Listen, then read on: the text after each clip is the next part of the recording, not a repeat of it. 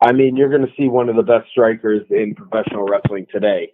Shane Taylor's a guy that, for me, I feel so bad for a handful of guys that were really kind of coming into their own towards the end of Ring of Honor there.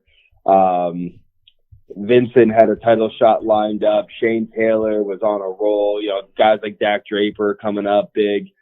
But Shane Taylor just kind of was one of those guys that had established himself so much with STP, and everyone knew him as a great six-man champion, but he was one of those guys that was about to break out again. He had an incredible television championship run in 2019, but he was one of those guys that was about to break out again and be a serious contender for the world title.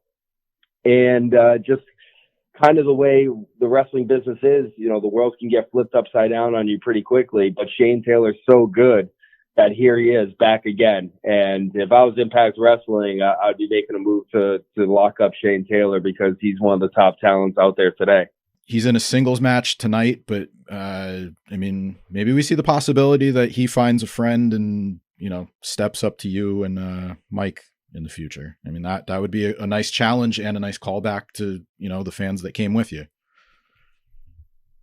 Hey, we would always have an open door policy for a guy like Shane Taylor. I mean, the guys and girls that came from Ring of Honor, I think forever will always kind of look out for one another. So if, and yeah, I'm just a competitive guy as it is. If Shane Taylor starts talking trash about me, it wouldn't take that long before he found himself on the opposite end of the OGK.